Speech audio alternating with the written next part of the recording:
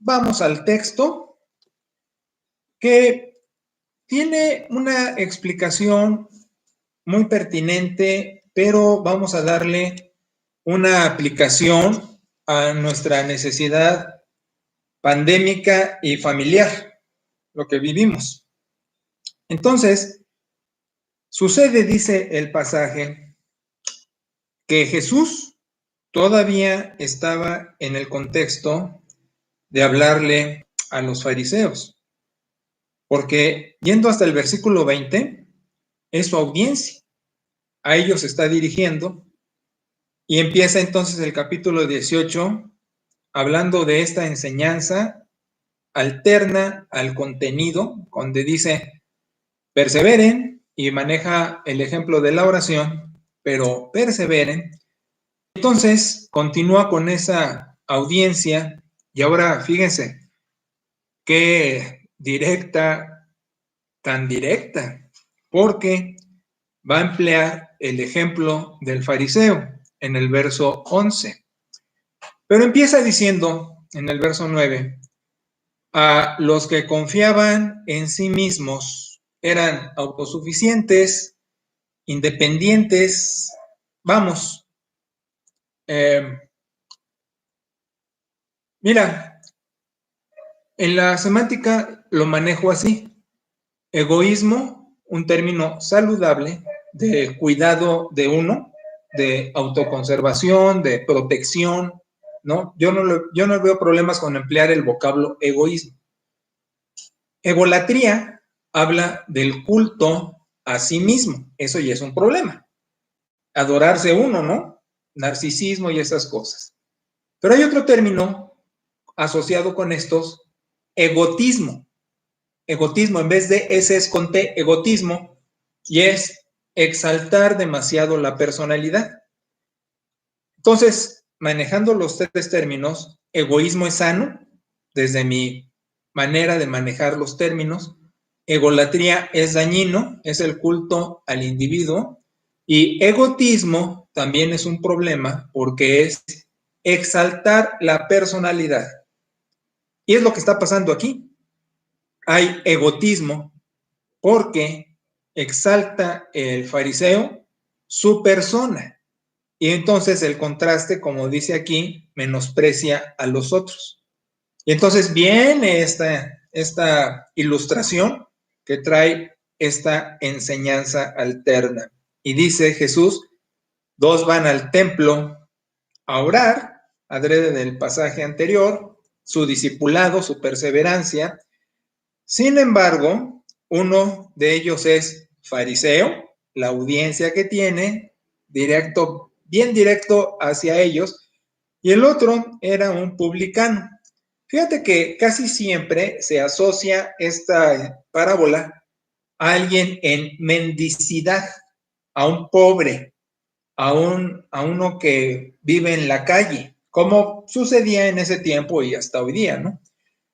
Pero no, es un personaje de recursos, es una persona de posibilidades, es un publicano. El publicano era el recaudador de impuestos para los romanos, pero siendo judío, les cobraba a los judíos. Entonces podríamos decir un traidor. Puede aplicarse incluso un mercenario que por dinero era capaz de pasar encima de su propio pueblo, de su propia gente, para favorecer a los romanos con el impuesto, porque eran cargas muy excesivas. ¿Para qué hablo de eso y para qué hablo de lo actual, sabiendo que siempre hemos padecido esa situación? Y aunque gobiernos van y gobiernos vienen y ofrecen y etcétera, el caso es que la vida se encarece y los impuestos siguen y aumentan, aunque el discurso oficial diga lo contrario. Entonces, el asunto aquí es que sabemos lo incómodo que es el pasar por algo impuesto, vas a pagar.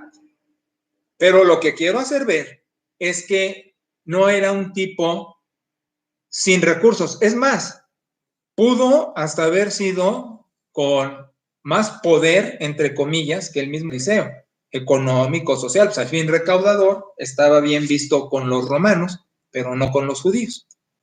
Y entonces el fariseo, en su oración pública, indiscreta, con egotismo, con T, empieza a exaltarse a su personalidad, agradeciendo, haciendo Eucaristía, lo que acabamos de hacer, de dar gracias de que somos un cuerpo y estamos unidos, pero dice, te agradezco porque no soy como los demás. Y empieza a señalar las carencias, las debilidades, los defectos de los demás. Y les llama a unos ladrones, a otros injustos, a otros adúlteros, y dice, ni aun como este, el recaudador.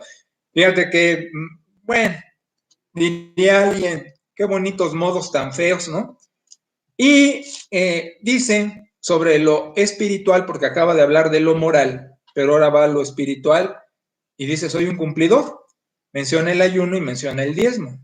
Ahora, el ayuno, nada más como acotación cultural, en el judaísmo había estos recursos de ayuno como procedimientos ritualescos, pero en Isaías 58 el Señor enseñó que el verdadero ayuno era no abstenerse de alimento.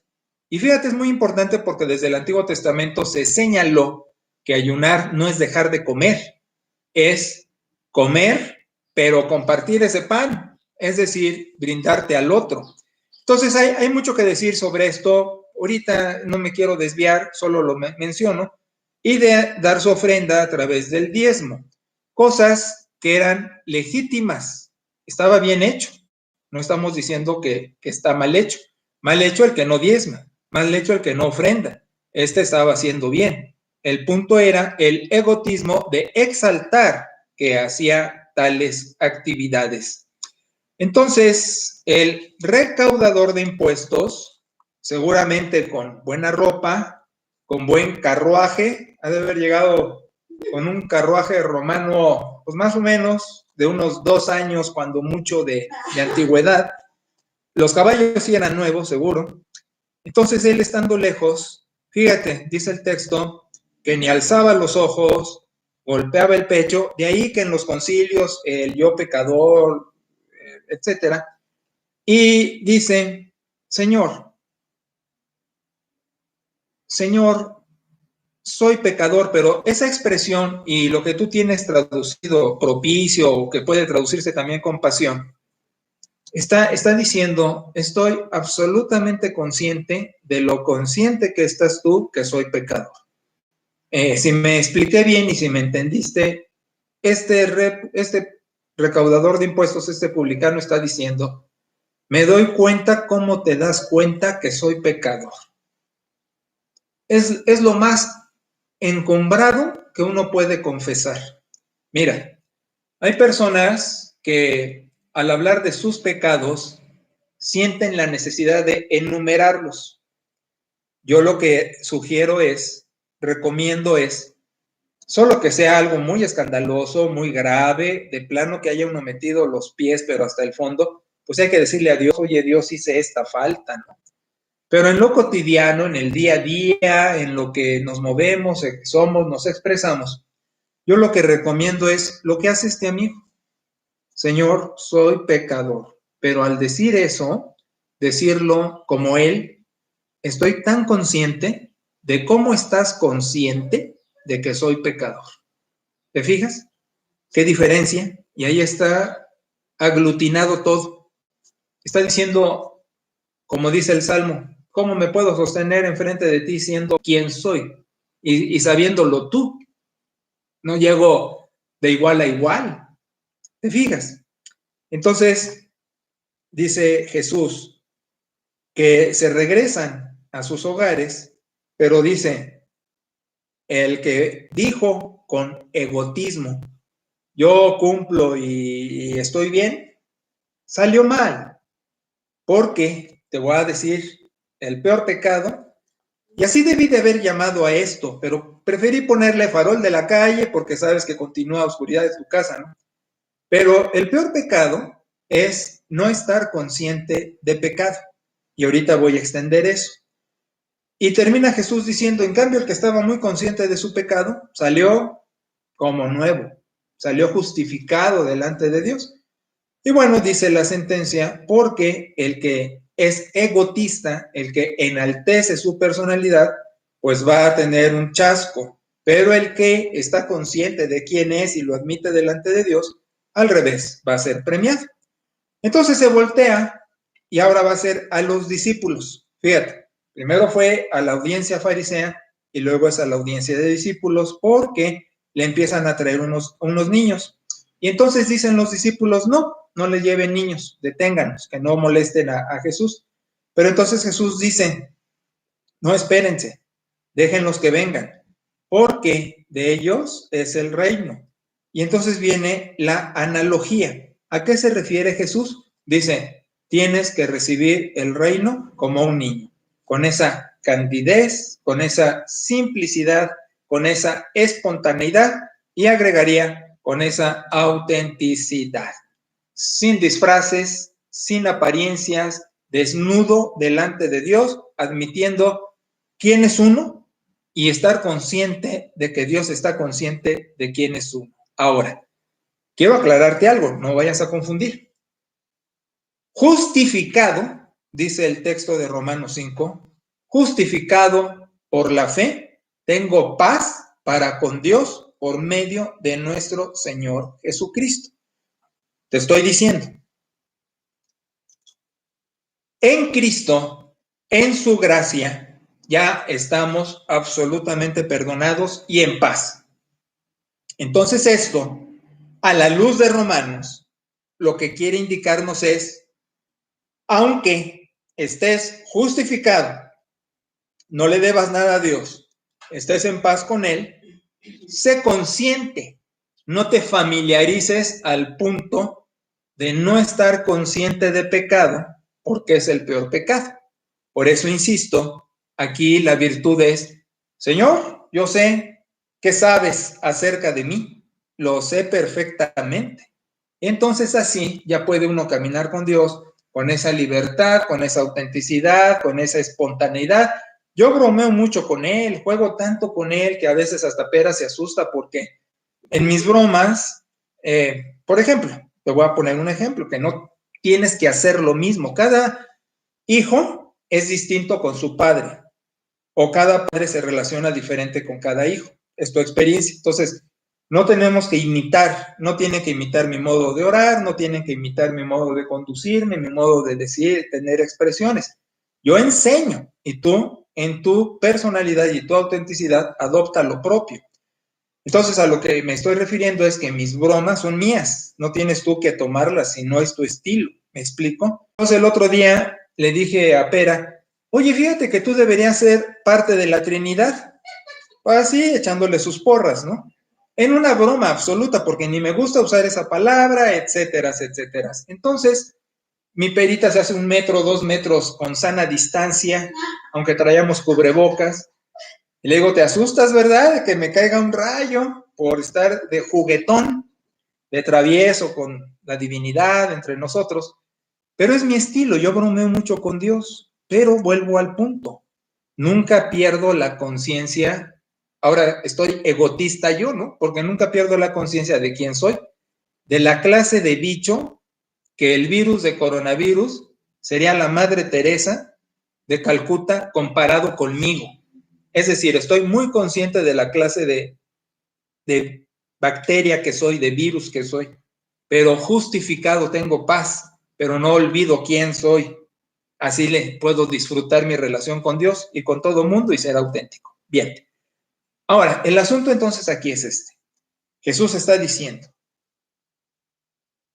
el peor pecado es no estar consciente de pecado.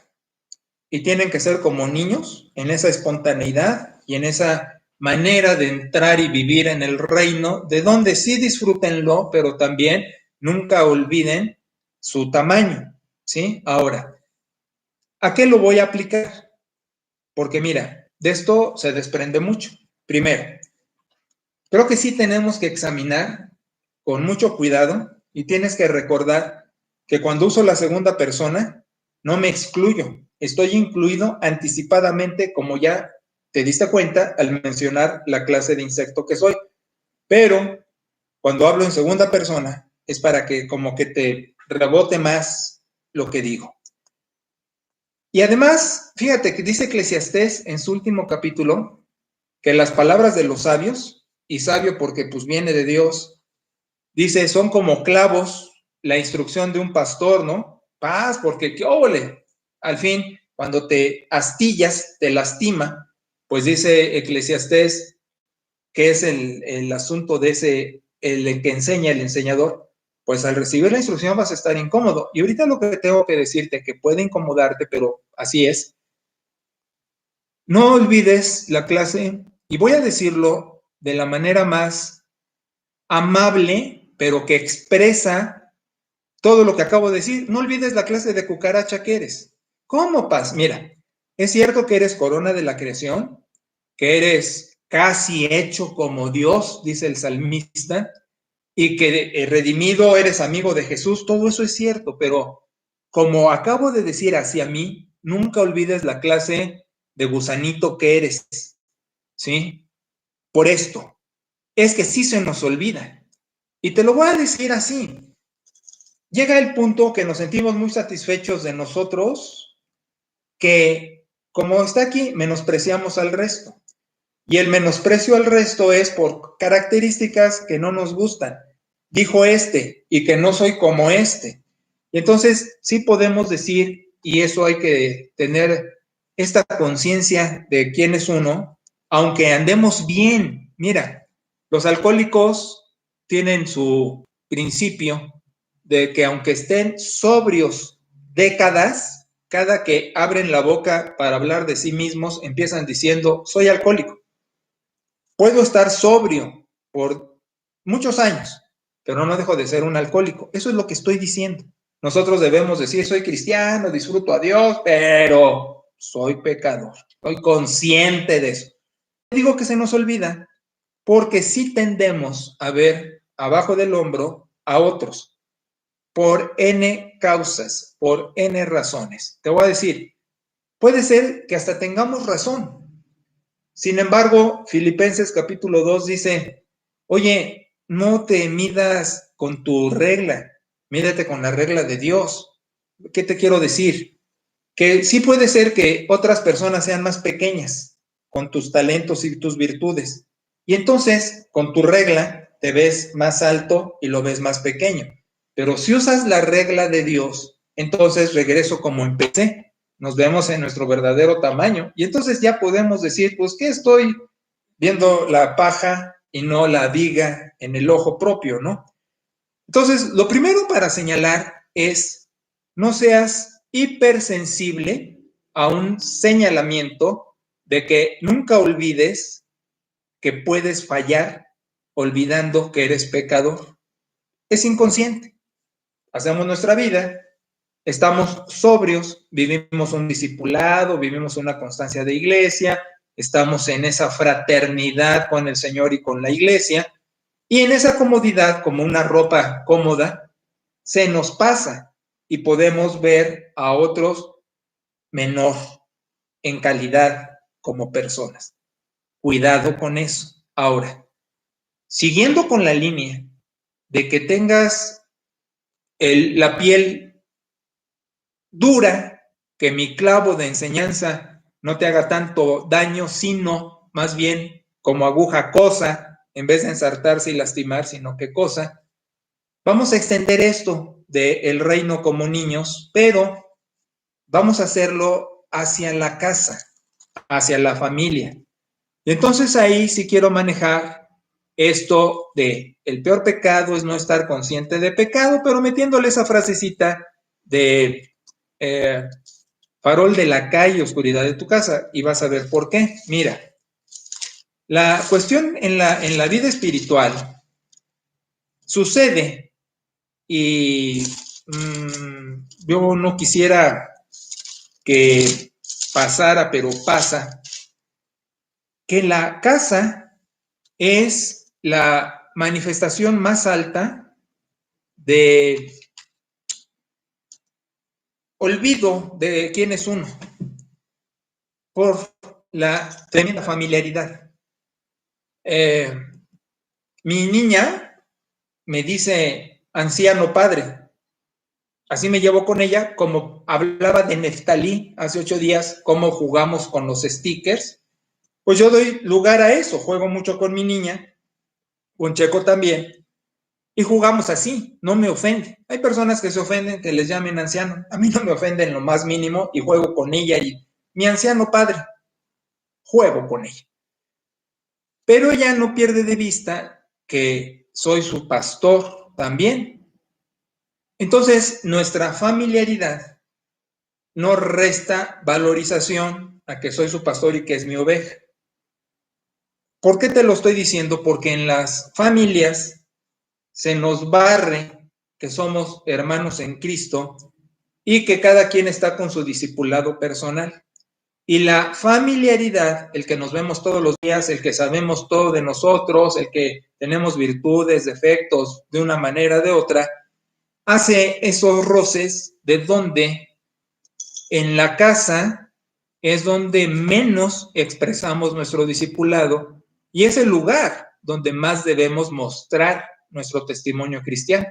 Pero cuando le gritamos al hijo, por ejemplo, y voy a empezar y vas a decir, me oyó, supo algo, le fueron con el chisme, porque hablo tan general como los horóscopos que dicen, este día vas a recibir una llamada y dice la gente, mi horóscopo le atinó. Oye, fue algo tan general que era muy improbable que no sucediera. ¿Cómo crees ese absurdo? Pero así es la gente, ¿no?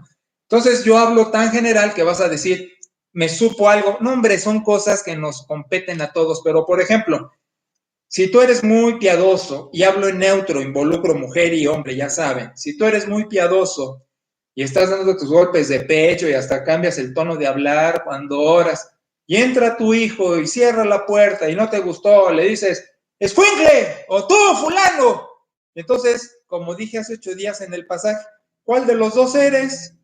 ¿Eres el gritón, feo, o eres el que hasta la manita pone así cuando ora y pone los ojitos así? ¿Cuál eres? Entonces, regreso. Perder autenticidad comprometida con Dios y expresarnos de manera natural da origen también a que en la familiaridad restemos valorización a que el otro es mi hermano. Por ejemplo, si yo entro a tu casa y azoto la puerta por descuido, por el viento, porque se me antojó, por lo que fuera, no volteas y me dices, Paz, ¿por qué aventaste la puerta? Sino, yo te digo, oye, se me fue, y tú dices, ay, no hay cuidado, no te preocupes, no pasa nada. Y digo, ¿por qué a mí sí me contestas así? ¿Y por qué a tu hijo que azotó la puerta o te interrumpió o lo que fuera, le desbocas un montón de cosas, ¿no? O cuando quieres usar el baño y entró tu familiar al baño y te pones todo acelerino porque te lo ganó y entre hermanos y todo. Entonces, con esos ejemplos que yo considero hasta absurdos, que no vendrían ni al caso, pero ejemplifican al fin, te estoy diciendo, en la casa perdemos por la familiaridad la realidad de nuestro discipulado y caemos como el fariseo. Asumimos que somos mejores y por eso agarramos a los otros, ahora sí que de bajada. Déjame preguntarte esto, ¿qué te parecería que pudiéramos, como esta transmisión, proyectar en YouTube para toda la familia Linaje Escogido esos momentos álgidos que has tenido en el seno de tu casa con alguien de tu familia? ¿Qué pasará ahorita? Vamos a pasar la discusión, vamos a pasar el grito, vamos a pasar el encono, vamos a pasar el gesto, vamos a pasar lo que hizo fulano, mengano, sutano con su familiar dentro de la casa, ahorita, paz. ¿Lo soportarías? Es una cosa nada más para que te des cuenta que el lugar más vulnerable para pecar es nuestro hogar.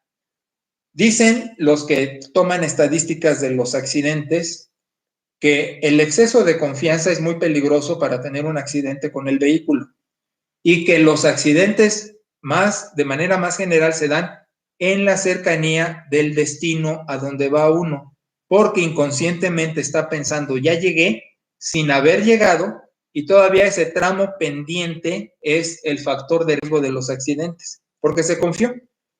Es sabido que algunos hasta el cinturón se quitan porque ya llegaron y todavía no llegan. Hace unos meses, antes de la pandemia, hace ya más de un año, un vecino de 2, 3 casas, chocó saliendo de su cochera. Hazme favor, diríamos, ¿cómo va a chocar a alguien saliendo de su cochera? Porque el que venía de este lado, como el que salía, estaban confiados, nada va a pasar nada, y pasa. Entonces lo que estoy diciendo es, la casa es donde tenemos más confianza y donde somos más vulnerables. Entonces, unas recomendaciones como clavos para evitar eso, para crecer, porque yo estoy seguro que tú también aspiras a un discipulado de mayor calidad. Por eso eres familia linaje, por eso estamos en mi pastorado, por eso estamos sujetos al discipulado con el Señor, por eso estamos con toda nuestra dinámica, porque si no, todos estaríamos jugando el juego del tío Lolo, nos hacemos tontos solos, pero sí aspiramos a una productividad mayor. Entonces empiezo primero, consciente de tu pecado. Ahora entiendes ya, no que hayas hecho algo malo, sino simplemente quién eres, consciente de eso. Consciente que en casa es donde más puede surgir que se te barra tu discipulado. Y como niño tienes que admitir el reino y recobrar el sentido de la alegría de estar en tu discipulado sin olvidar lo que acabo de mencionar, que soy pecador. ¿Va? ¿Qué se está diciendo permanentemente en las casas? Va la letanía, diciendo, toda la familia debe estar sujeta a Dios. Y mira, en época pandémica, que encerró, que rompió rutinas, que dio muchas insatisfacciones y también muchas oportunidades hacia lo malo, porque esa estadística ya nacional, la violencia familiar creció, se desató. Era lógico, era lógico. Se rompen las rutinas, estoy tenso, hay crisis de otras índoles que ni vale la pena mencionar para que seguimos rascándole ahí, pero el hecho es que está alterada nuestra vida. Y aparte de la depre que se mencionó hace unos pasajes y otros factores, está uno más o menos nervioso. Y si uno es quisquilloso y con esos nervios y con esa tensión propia de lo vivido y la expectativa de qué va a pasar, aunque pues ya viene esto de las vacunas, dicen, para mayores de 60, lo estamos esperando. Gracias, muchachos, por su auxilio y su asesoría. Muchas gracias. Y yo tengo que advertir que tengamos la precaución todavía porque no hay vacunas. Todavía no están. Y aún con las vacunas, no debemos olvidar sana distancia, cubrebocas, salidas inteligentes, de donde todavía estamos posponiendo nuestras presenciales. Entonces, de ese modo, todavía tenemos que conducirnos un buen rato, porque es conocido, el virus puede ser muy sorpresivo, de contagio y de daño. A unos ni en cuenta, a otros los mata. Entonces, hay que manejarse con cuidado. Por eso digo, la casa debería de ser el oasis, pero puede ser el problema. Y la violencia se ha desatado dentro de la familia, que no solo es física. Dios nos libre en familia linaje de eso, pero puede ser verbal y puede ser emocional. Ya con poner la trompa o con ver feo, cuidado. Y no se digan los gritos que acabo de aludir a ellos hace rato. Entonces, toda la familia debe estar sujeta a Dios, a pesar de la pandemia. Vuelvo. Acuérdate del recaudador de impuestos y del fariseo.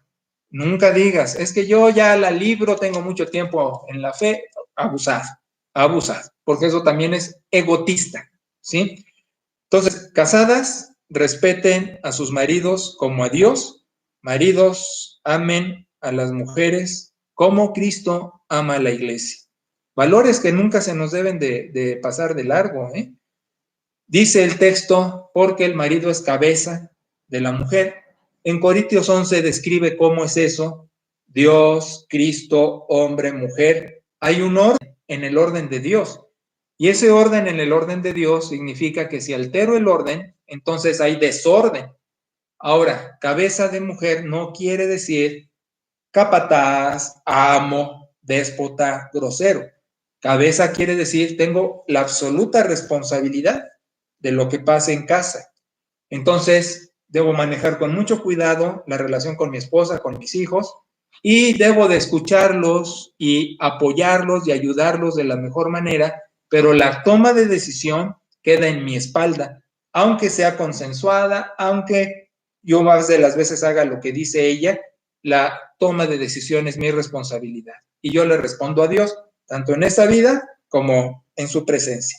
Eso significa ser cabeza. Muchas veces he dicho, ¿cómo quisiera yo no ser cabeza? Porque prefiero ser cola de león que cabeza de ratón. Prefiero no tener responsabilidad porque la responsabilidad es abrumante. Uno tiene que responder. Sin embargo, así nos tocó, señores. Entonces, por eso se dice, respeta a tu marido y marido ama. Y dice, y esto es lo importante, respeta a tu hombre como respetas a Dios. Fíjate, a Dios no le pegas de gritos, a Dios no le dices de cosas, a Dios te sometes.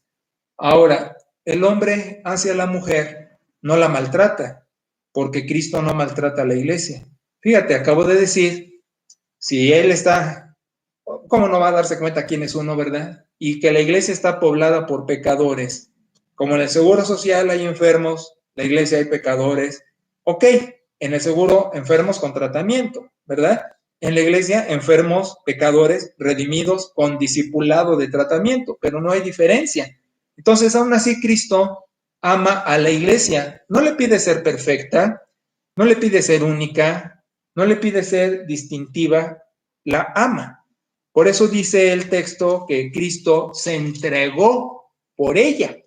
Y nosotros, ahorita que comimos y vivimos, en memoria de Él, estamos muy conscientes que dio su cuerpo, que dio su sangre y que eso nos faculta para estar con la divinidad y estar en paz con nuestro Salvador. Sin embargo, sabemos quiénes somos y quién es Él. Y Él sabe eso. Y así ama a su iglesia y se sacrificó a sí mismo por ella. Entonces, fíjate, es un amor sacrificial. Dice aún más el texto, nadie aborrece a su propia carne, sino que la sustenta y la cuida como Cristo a la iglesia, porque hay un hábitat espiritual místico extraordinario entre Dios y su iglesia a través de Cristo, como debe haberlo entre esposo y esposa. Ahora, un paréntesis, hay esposos solteros. Perdón, dije una barbaridad. Hay padres solteros, de divorcio o de viudez o de simplemente ejercer paternidad en soltería. Ellos merecen un capítulo aparte porque no tienen cónyuge, pero es un capítulo aparte de misericordia, porque la viudez, hombre, el divorcio, no sabemos, la paternidad en soltería, igual. Y en vez de señalar y acusar, la pastoral es, vamos a ministrar a viudos, a divorciados y a separados o en paternidad soltera, en el amor de Dios y en un discipulado, ¿sí?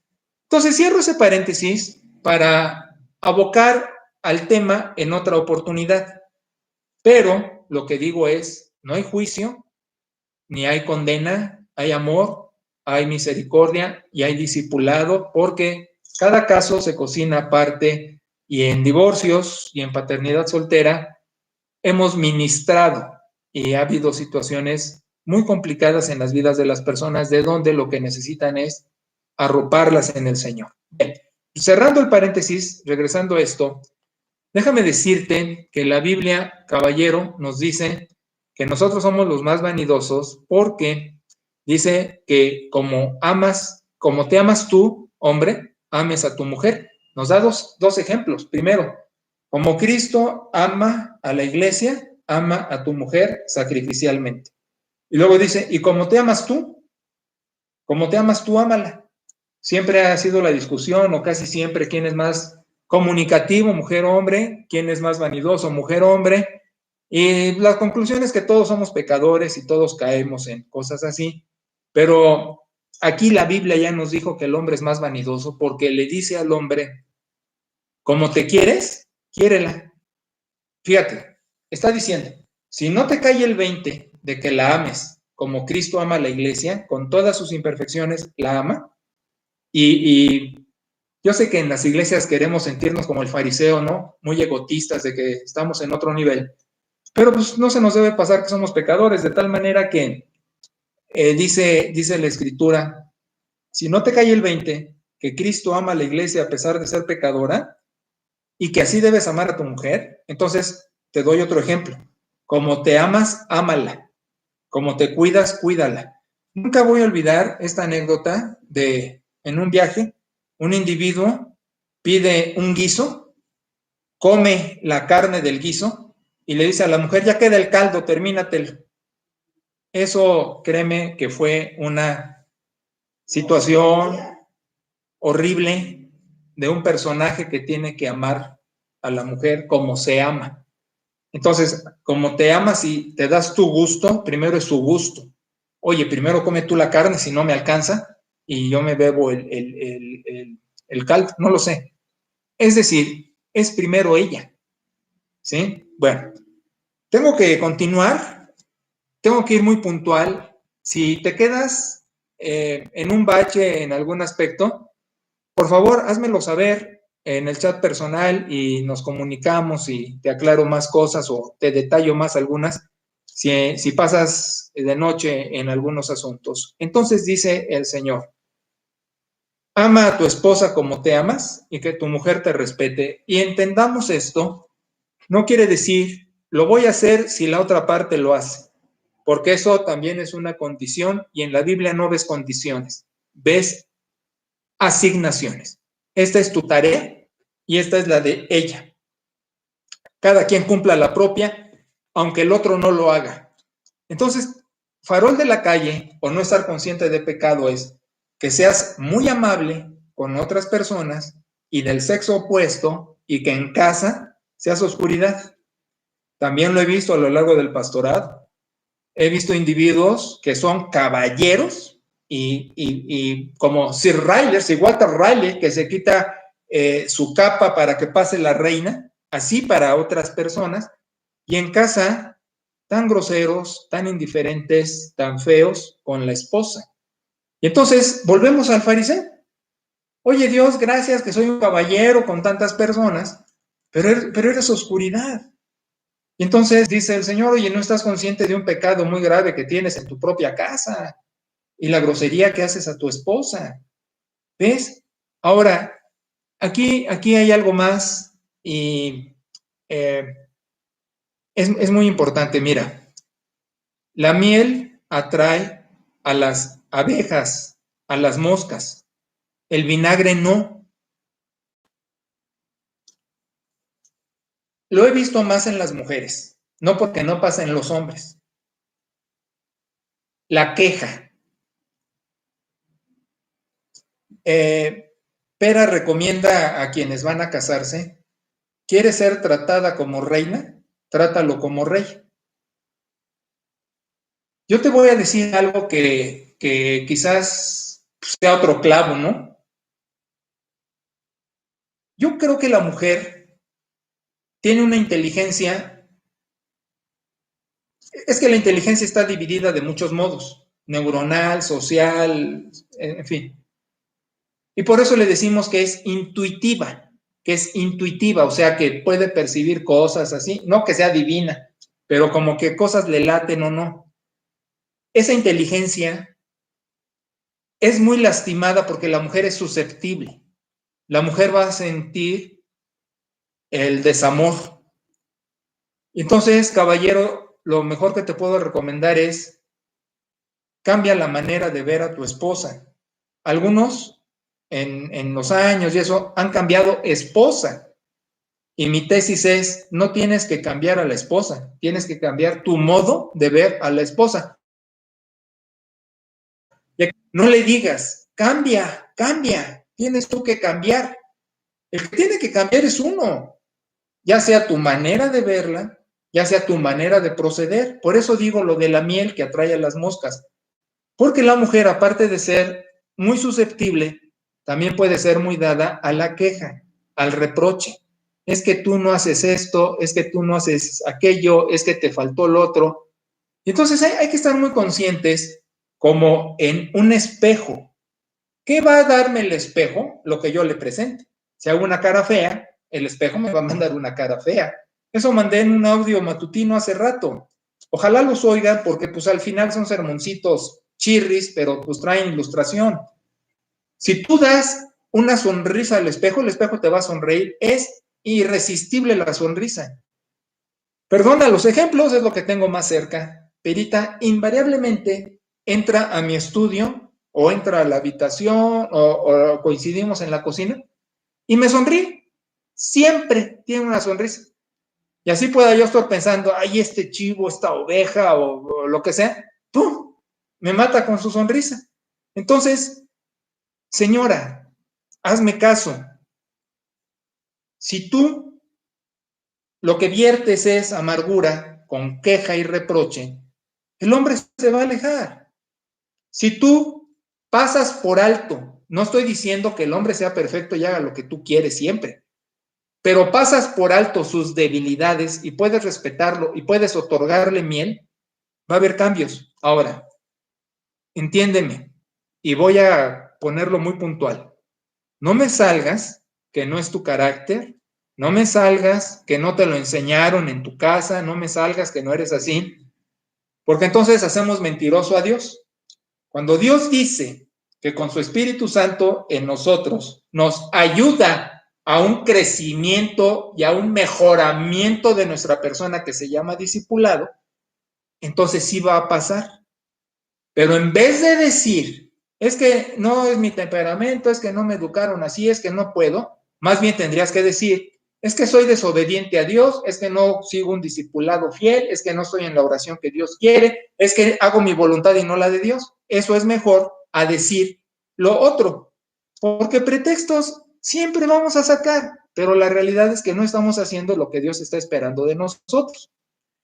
Señores, nuestras mujeres cambian con los años como nosotros, nada más que somos tan vanidosos, nos amamos tanto, que no nos percatamos de eso. Nosotros nos hacemos pelones, feos, canosos. A lo mejor tú dices, yo no. Bueno, ojalá seas consciente de quién eres algún día para que te des cuenta de que también ya empiezas a tirar aceite, cascabelea el motor y otros etcéteras. ¿Y por qué la mujer empieza uno a decir, es que ya tiene este defecto, ya carece de esto, empieza acá? Pues es natural, caray. Pero entonces el amor no es hormonal ni es pasional, sino va madurando y va adquiriendo otros tonos muy bellos en la relación. Yo vivo, vuelvo a pedirte perdón por sacar mi ejemplote, pero nuestro matrimonio es mejor que al inicio. Y ya vamos para 40 años de casado. Y es el mejor momento. Y tú vas a decir, como nos mandaron varios mensajes, pues los entendemos, pues al fin son ovejas, ¿no? Ahora que se fue Pera, no estén tristes, tenía que hacer, y nos reíamos porque decimos, ay, qué lindos, gracias, ¿no? Pero nosotros tenemos la capacidad de vivir como empezamos, porque hemos entendido eso perfectamente, no que no adoremos a nuestros hijos, pero son las etapas. Y vivimos ahora una relación maravillosa y no solo nos disfrutamos, sino disfrutamos nuestra mutua compañía y la salida de los hijos, adorándolos tanto. Y entremos a los hijos entonces. También dice entonces el texto, obedezcan a sus padres. Colosenses dice en todo, Efesios solo dice obedezcan, pero no habla solamente de cuando son hijos de familia, sino dice obedezcan. Ahora, yo sí voy a dar unas recomendaciones aquí porque el judaísmo era diferente. En el judaísmo, la vida familiar se extendía patriarcalmente. Entonces, en la casa paterna había hijos, nietos, bisnietos. Bueno, en algunas casas mexicanas sucede eso, pero no debe de ser lo sano y ahorita voy a decir. Entonces se dice, respeten a sus padres. Es la antítesis o es el contraste de donde dice el texto, cuando tus padres envejezcan en Proverbios, no los menosprecies, porque es muy probable que te superen académicamente y en otras habilidades y en vigor, etcétera, o simplemente lo que pasó estos días, de donde regístrense para la vacuna, ya está el Sergei Pastosky, diciendo, pues yo quiero, pero ¿cómo se le hace? Turito y Nelly, así. Vamos a crear hasta un chat de WhatsApp para que ahí entre todos los maduros, porque ustedes son maduros, yo soy el único anciano y me siento también siendo anciano, pero entraron así con ese respeto. Vamos a ayudarlos porque sabemos que las cosas estas no son tan duchos en ellas y vamos a ayudarles. Quizás otros sí, pero la mayoría no, vamos a ayudarles. Excelente. Entonces, hijos, aunque rebasen a sus padres en información, en capacidad, en virtudes, nunca pierdan la ubicación, porque así como con Dios, debes de recordar quién eres y en qué brazos estuviste y cómo fuiste cuidado, alimentado, supervisado y todas esas cosas, porque dice el texto, para que te vaya bien, para que haya longevidad en tu vida, pero bien, ¿para qué quieres vivir muchos años amolado? Entonces el texto dice, para que te vaya bien y seas de larga vida en la tierra, ¿no? Teniendo siempre a tus padres presentes. Y me gusta cómo dice el texto, porque es justo. No estás haciendo un favor en honrar a tus viejos porque es justo. Voy a decirlo a la mexicana que fruta vendía, porque tragaste, porque estudiaste, porque usaste la luz, el agua, bla, bla, bla, bla, bla, bla, bla, los recursos que se te brindaron, olvidándose uno de uno mismo para otorgártelos a ti, de donde no puedes resultar hoy hijo, con J las dos, sino hijo, porque esto es justo. ¿Se acuerdas de la ilustración de Paquito que le dice a la mamá, por lavarme los dientes 1 peso, por hacer la cama 2 pesos, por tantos pesos, me debes, mamá, por ir al mandado tanto? Y la madre le dice, por concebirte nada, por parirte nada, por amamantarte nada, por cambiar tus pañales nada, por darte tu biberón nada, por arrullarte nada, por cuando tenías pesadillas nada, cuando estabas enfermito nada, cuando te la manita a la escuela nada, cuando te di de comer y yo me privé de cosas para ti, cuando te llevé de vacación, nada. Entonces ahora es justo que te brindes a tus viejos y que te brindes de la mejor manera. Mira, según las posibilidades, porque hay muchas que están abriéndose camino y que están adquiriendo empleo apenas, pero yo digo, si ya estás colocado, y lo veo con tanta tristeza hasta en parientes de pera, ¿qué? Porque es que yo no tengo parientes, por eso no lo saco conmigo. Que no fueron educados los hijos a tener conciencia de sus viejos. Porque digo, si estás ganando unos centavos, que pienses en tus viejos para decir unos chocolates, no es que la mantengas. Es un detalle, unos chocolates, mamá, que sé que te gustan, los Ferrero, no sé, una bolsita. Mira, mamá, me acordé de ti. Nada más. Pero tener ese gesto que cuando veo hijos que ya crecen, que trabajan y todo, y que no voltean para nada con un detalle a sus papás de ningún tipo, bueno, mantendré la calma porque sí, me doy unas aceleradas bárbaras, pero hijos, honren, honren, dice el texto. Y viene la contraparte. Padres, no provoquen a ira a sus hijos para que no se desinflen como llanta. ¿Qué es provocarles a ira? Bien, es no respetar su individualidad ni su personalidad. Es decir, aun como hijos de familia, no respetar su espacio.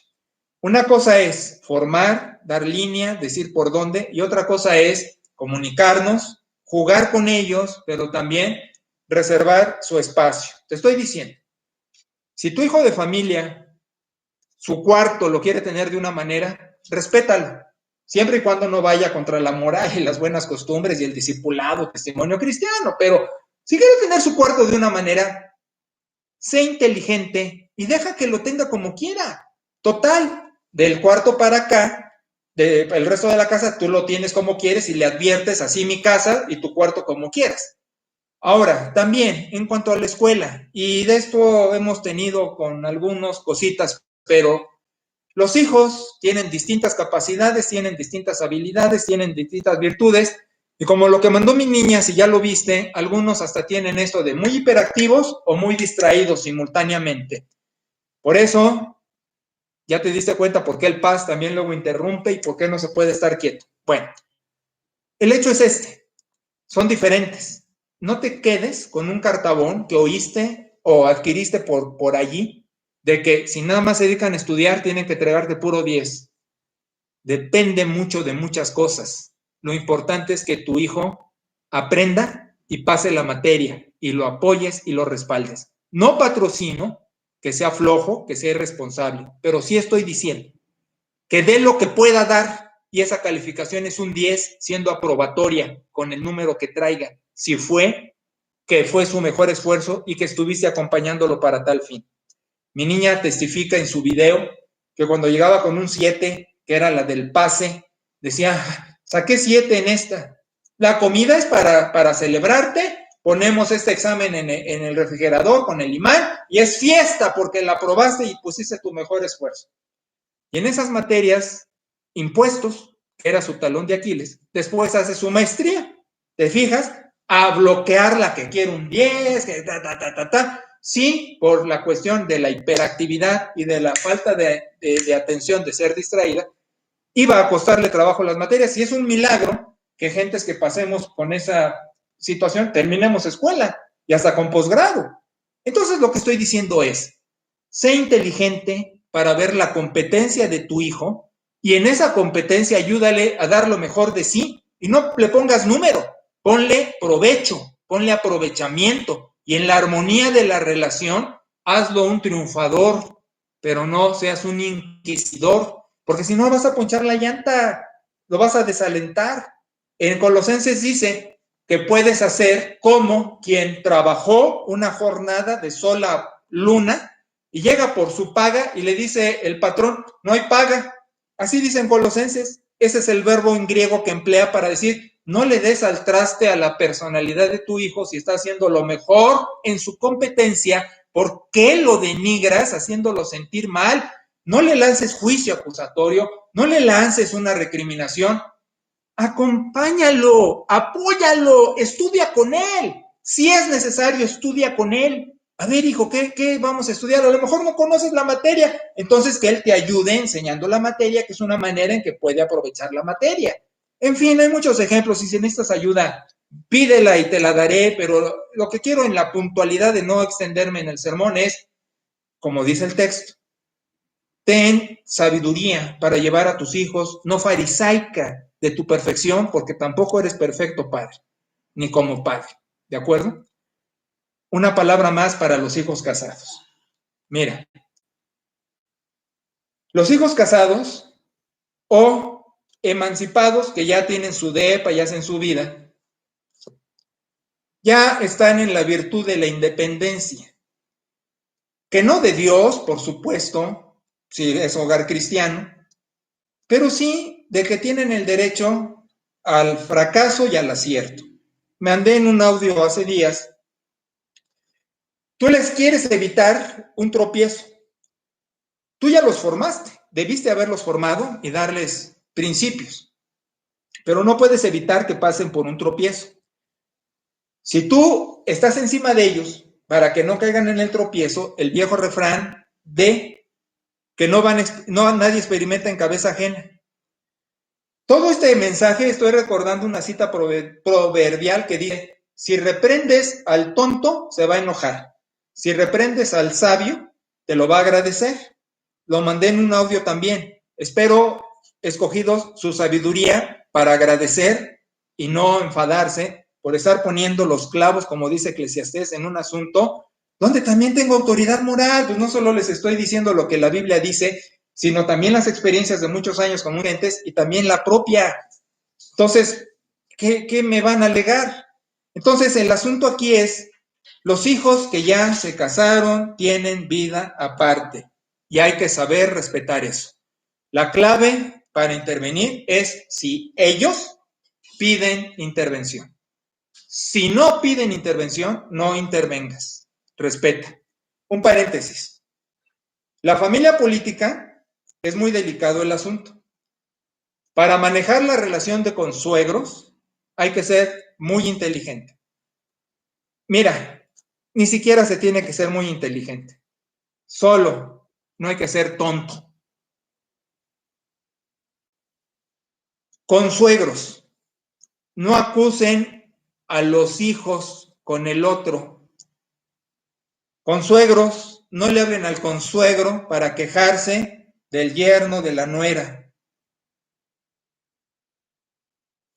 Voy a decir que eso no es inteligente de una manera con eufemismo, para no llamarla con el nombre que tiene a ser tamaña barbaridad.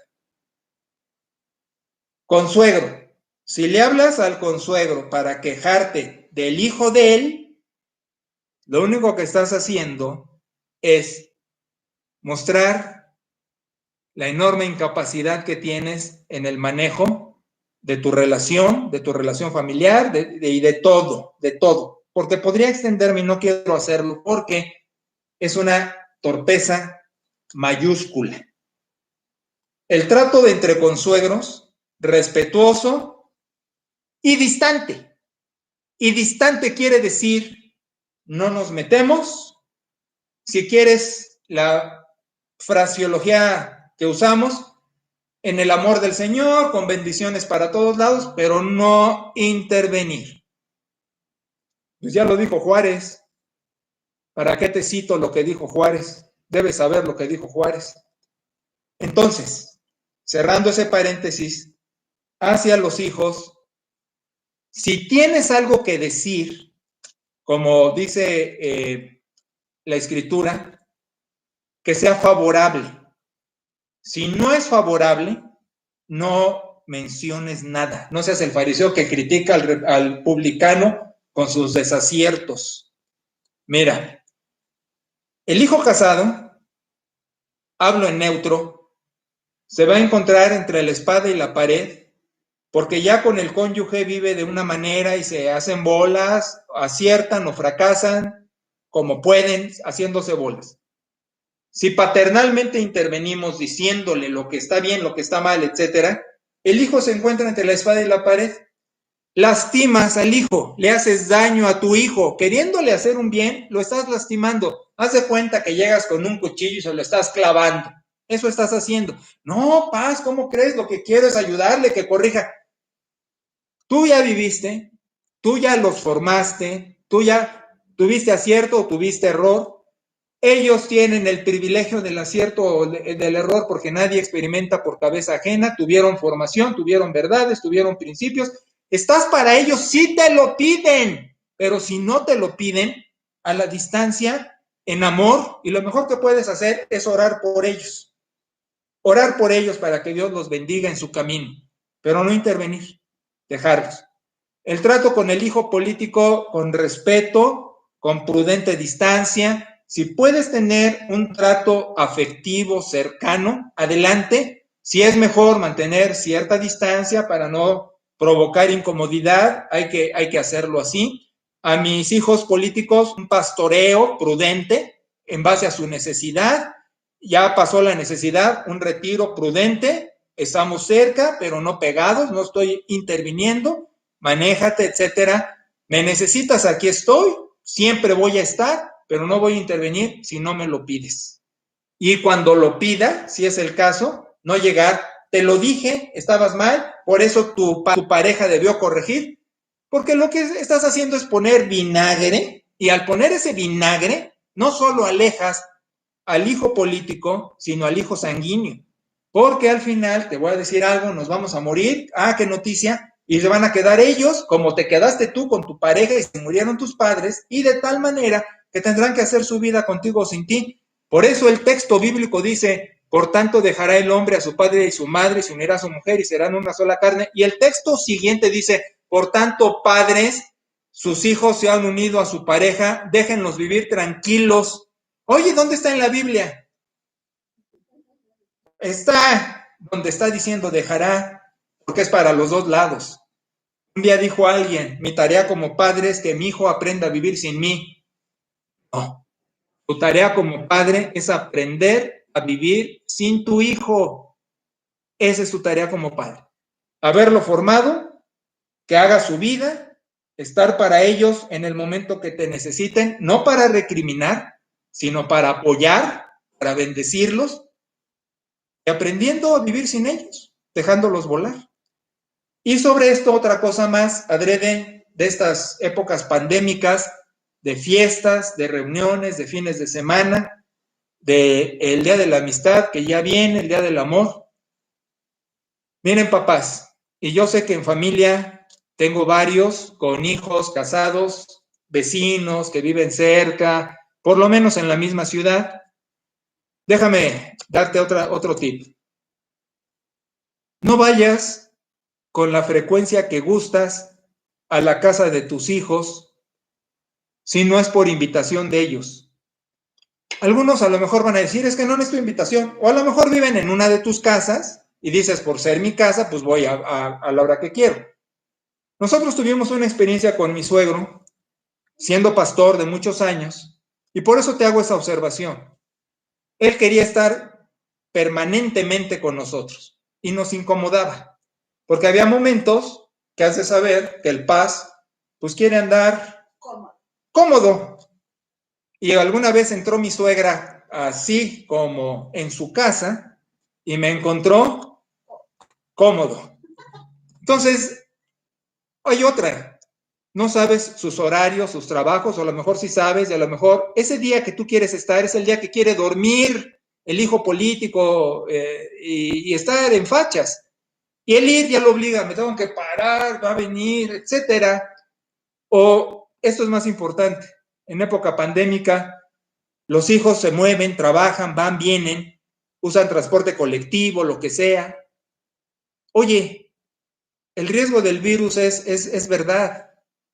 A lo mejor ellos hacen lo propio para cuidarse, a lo mejor su organismo hace que pueda hasta el virus pasar de largo teniéndolo.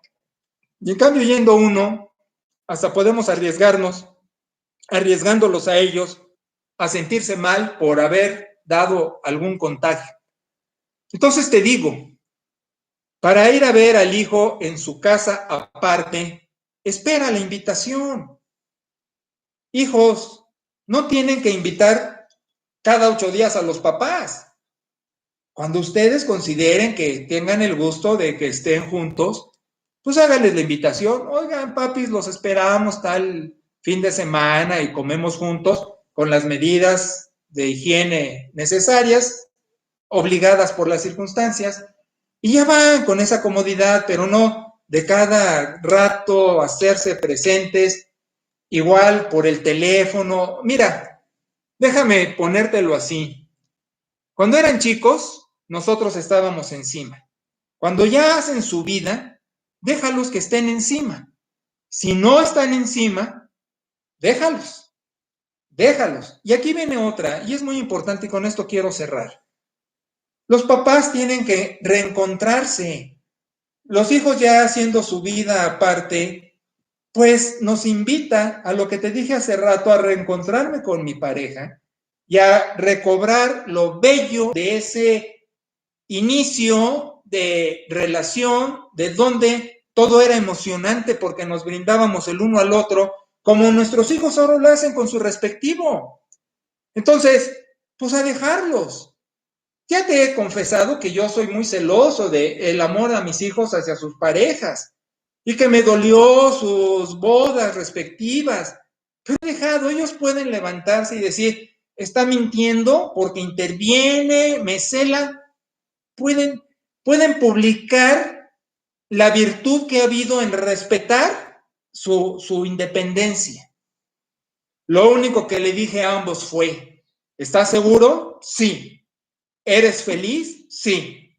Estoy contigo cuando me requieras. No voy a viajar a estarlos viendo, a menos que me pidas que vaya por una necesidad. Salgo volando a verte.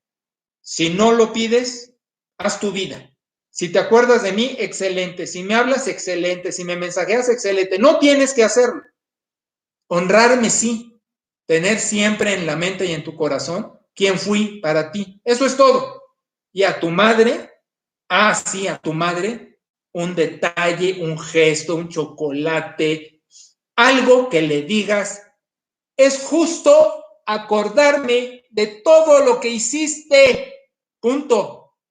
Pero papás, dejen a los hijos y reencuéntrense con la pareja y disfruten a la pareja. Y si tienes necesidad de apoyo, ¿cuántas veces y en cuántos idiomas tengo que decirte que estoy para ti, mi oveja? Estoy para ustedes. Que te hable firme no quiere decir que no te ame, pero estoy para ustedes, no desaproveches eso. Entonces, por otro lado, y para terminar ya esto, farol de la calle, oscuridad de tu casa, no se te olvide el pecador potencial que eres. No veas por debajo del hombro a los demás. No te indignes de los clavos que acaba de poner Eclesiastés 12 a través de las enseñanzas del pastor. No digas, no es mi caso, yo soy otra cosa. Yo cuando intervengo bien. Abusado, abusado. El egotismo dice, es que todo lo hago bien. Abusado. Hasta en el nombre de Dios que haya salido esto y para tu provecho. Entonces, vamos a terminar diciendo, época pandémica, circunstancias peculiares, necesidad de la familia fortalecida y necesidad de un discipulado saludable donde todos sigamos diciéndole a Dios, ¿sabes qué, Señor? Sí soy pecador, necesito mucho de tu ayuda y necesito ayuda de mi pastor, necesito ayuda de muchas cosas para seguir adelante. Y estamos a las órdenes para vivir casas sanas, para iglesia sana.